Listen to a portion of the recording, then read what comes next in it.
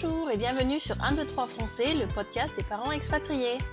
Je m'appelle Audrey, je suis franco-allemande et je vis en Allemagne depuis 15 ans. Je suis maman de 2 enfants nés en Allemagne et qui grandissent avec 2 langues, l'allemand et le français. Je suis professeure de français langue étrangère et langue maternelle. En 2022, j'ai lancé les Franco-Expats pour permettre aux enfants francophones de Cologne et de l'étranger de garder un lien actif avec la langue française ainsi qu'avec la culture francophone. Aujourd'hui, je lance le podcast 1, 2, 3 Français afin de donner la parole aux parents expatriés sur leur expérience de l'éducation bilingue au quotidien de leurs enfants. J'accueillerai aussi des professionnels qui apporteront des conseils et donneront des idées pour soutenir ces familles expatriées. Bonne écoute!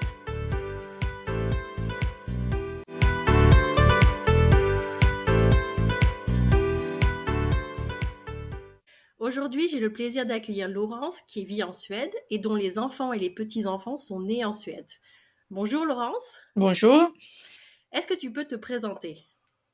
Je suis franc-comtoise d'origine et j'ai rencontré un Suédois en vacances en France et je suis venue habiter en Suède en 1983, donc ça fait très longtemps. Mon mari, qui est ex-mari maintenant, ne parlait pas français, donc c'était l'anglais. On parlait anglais ensemble jusqu'à ce que je puisse parler suédois. Voilà, et j'ai fait toutes mes études en Suède parce que quand je suis venue en Suède, j'avais quitté le lycée très, très tôt. Donc, j'ai fait mes études en cours du soir pour être instite en école maternelle. Et ensuite, j'ai fait un doctorat et j'ai travaillé à l'université à Malmö dans le cours pour les instites et j'ai fait de la recherche aussi en pédagogie.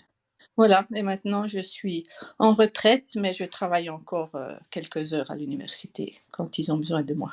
Et alors, est-ce que tu peux nous dire l'âge de tes enfants et de tes petits-enfants?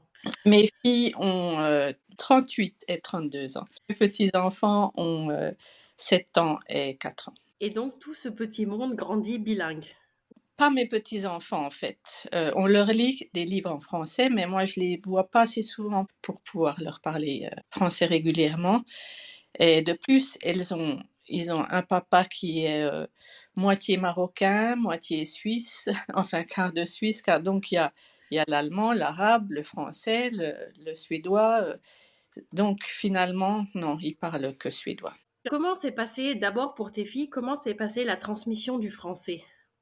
Eh ben, au départ, quand elles sont nées, enfin quand la première est née, j'avais déjà habité 4 ans en Suède, donc je parlais suédois couramment, mais je leur parlais français.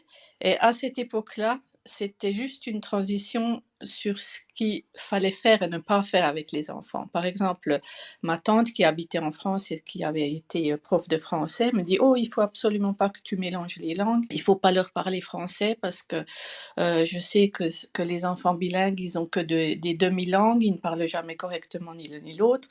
Alors qu'ici, on commençait de dire que c'était très important de parler sa langue maternelle, mais il fallait absolument pas mélanger.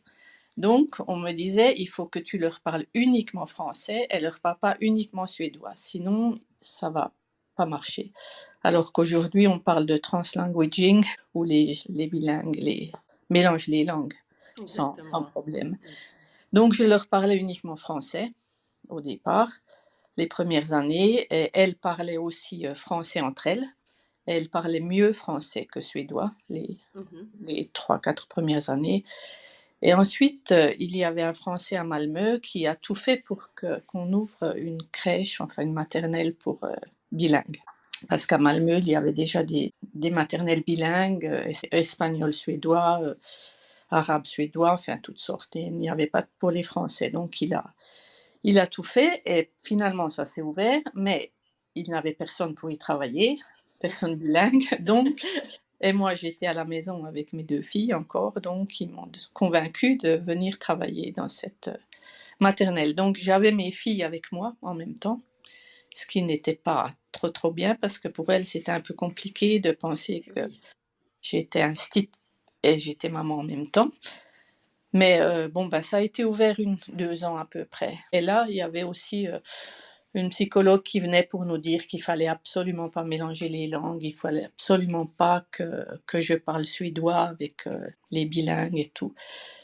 Et je l'acceptais parce que j'étais embauchée et je devais.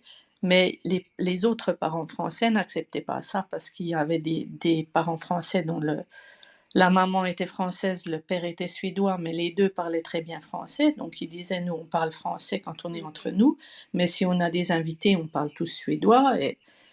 Et d'autres... enfin, il y avait différents points de vue sur la façon dont on devait parler à nos enfants.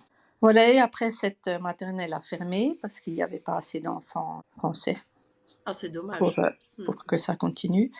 Donc, j'ai commencé de travailler dans une maternelle pour Suédois et Iraniens à la place. Gros changement.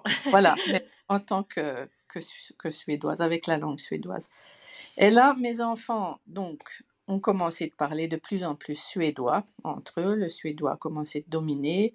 Elles avaient beaucoup d'amis qui venaient à la maison, donc j'ai commencé de leur parler de plus en plus suédois. Et après, on a perdu le français entre nous. Donc, on parlait français quand on allait en France ou quand on avait de la famille qui venait nous voir en Suède. Mais entre nous, petit à petit, je pense qu'une fois qu'elles ont eu une dizaine d'années, on a commencé de parler de plus en plus suédois entre nous.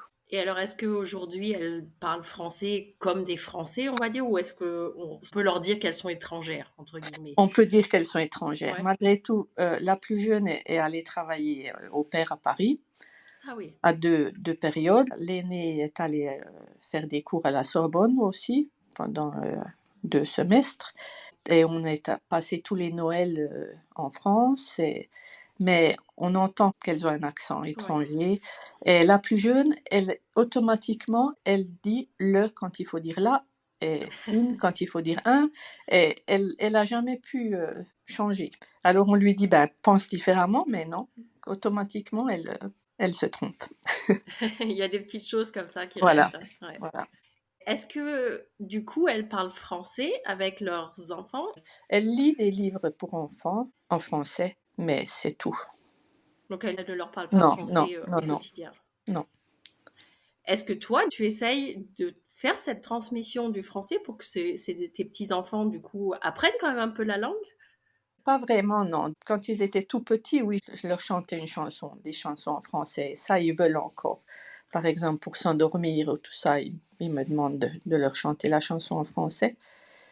Et je leur dis certains mots, je leur demande, est-ce que tu sais comment on dit ça en français et tout, mais c'est pas une langue parlée, c'est plus des mots par-ci par-là. Et quand on est allé quelques fois en France, et ils aiment être là, ils sont curieux, ils posent beaucoup de questions. Et des fois, quand on est dans la rue, par exemple, qu'ils entendent quelqu'un parler une langue étrangère, ils me demandent, est-ce que c'est du français ça, ou c'est de l'anglais ou... Mais sinon, non. Oui, c'est quand même bien, il y a cette curiosité de la langue quand même. Oui, c'est déjà un bon signe. Hein. Oui, et de la culture aussi, ils s'intéressent comment on fait ça en France. Tu m'avais marqué, quand tu m'as contacté, que tu as aussi fait des études sur le multilinguisme.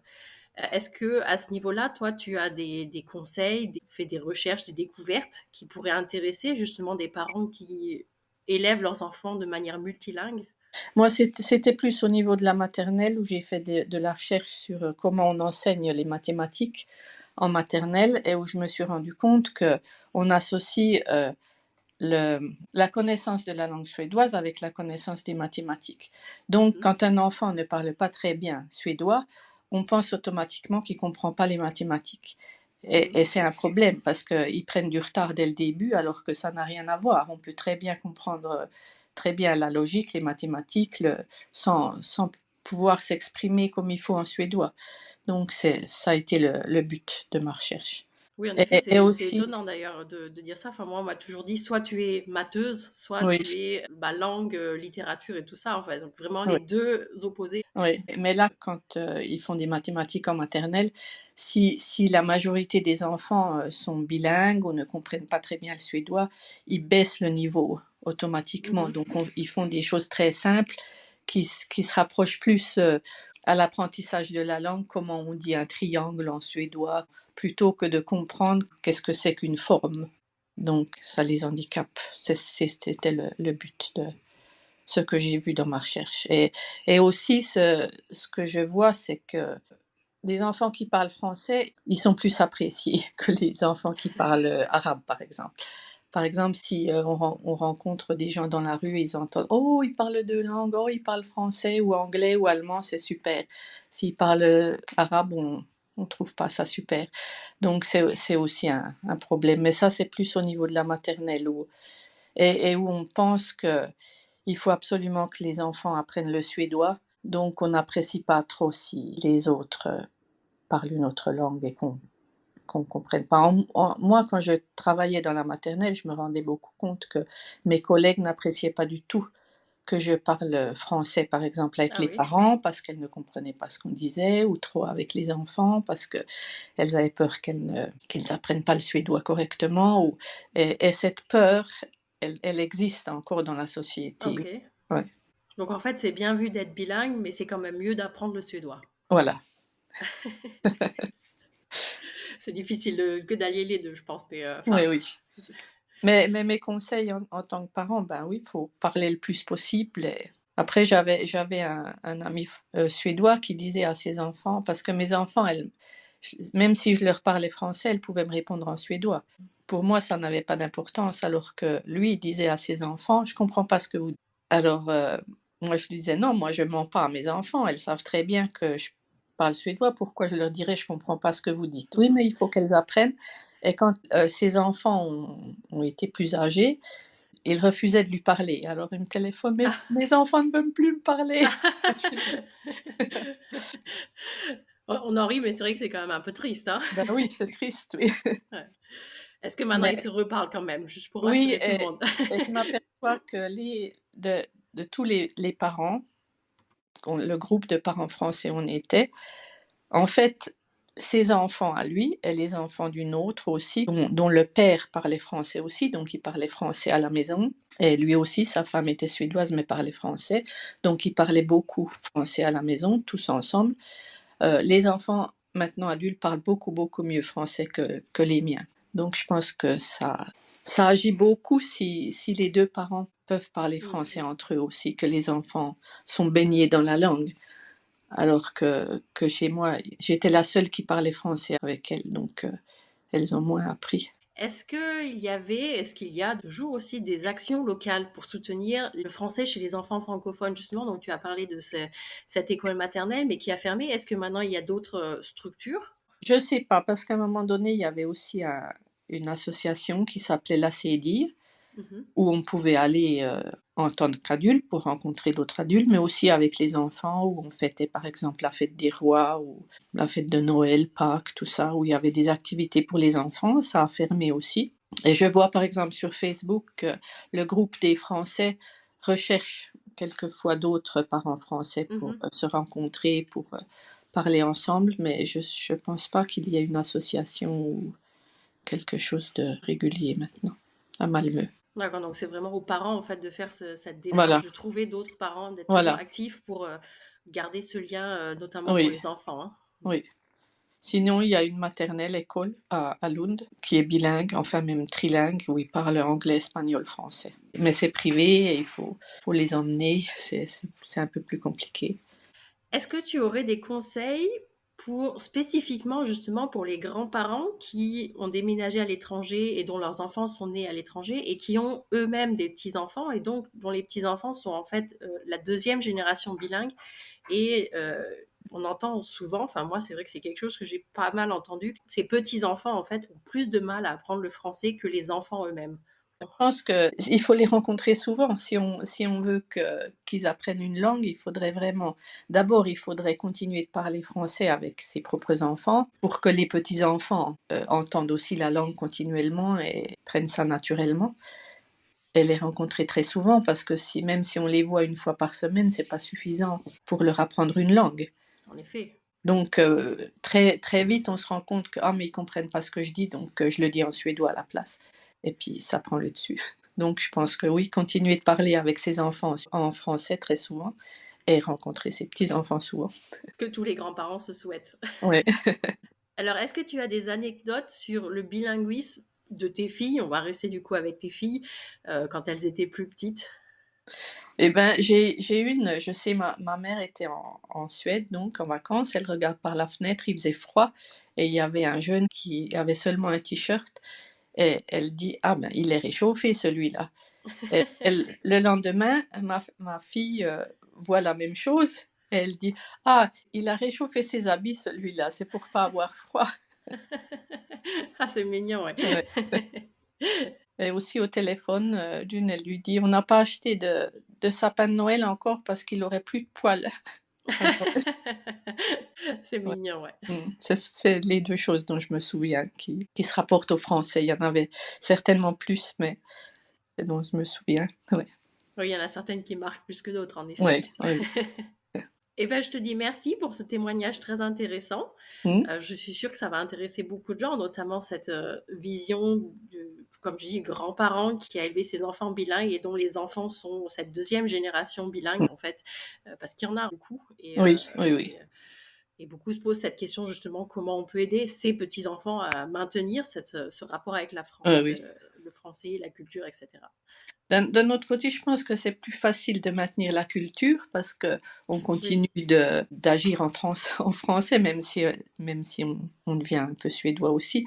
Mais on va en vacances en France, on a la nourriture, on a la façon de parler et tout. Mais la langue, je pense que c'est plus difficile pour la deuxième génération.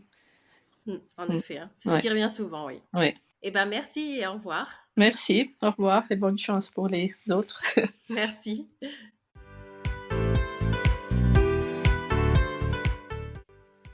J'espère que cet épisode vous a plu et je vous donne rendez-vous bientôt pour un nouvel épisode.